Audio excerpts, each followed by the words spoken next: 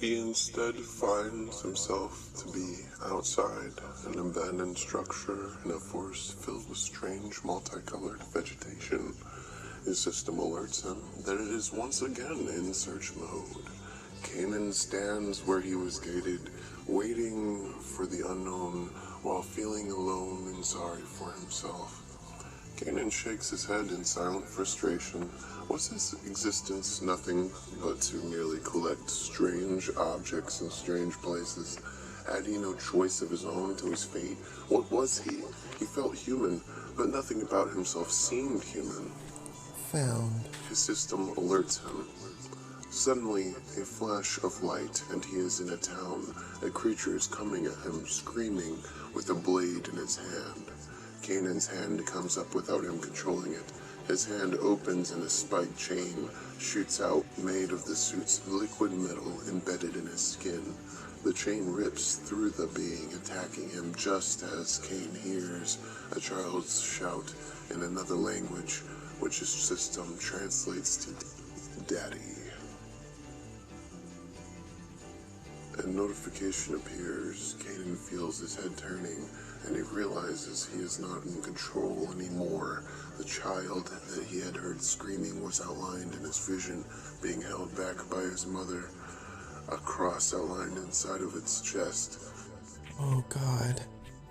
No. Kanan whispers inside of his head. Don't do it. Please don't do it. He screams mentally.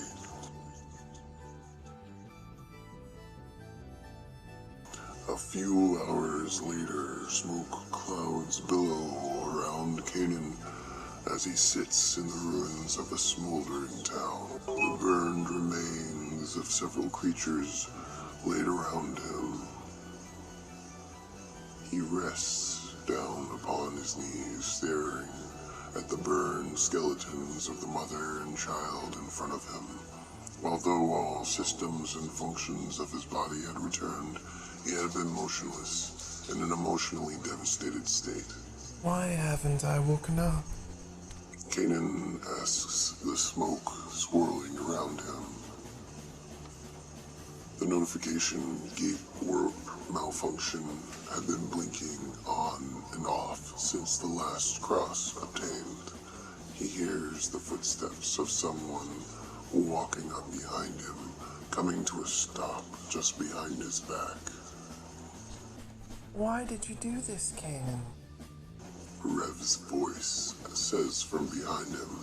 Kanan turns to look up at him.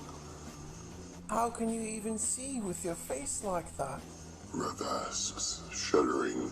Where are your eyes? Kanan brings his hands up to his face. They hit metal. The liquid suit had hardened on the main section of his head to protect it.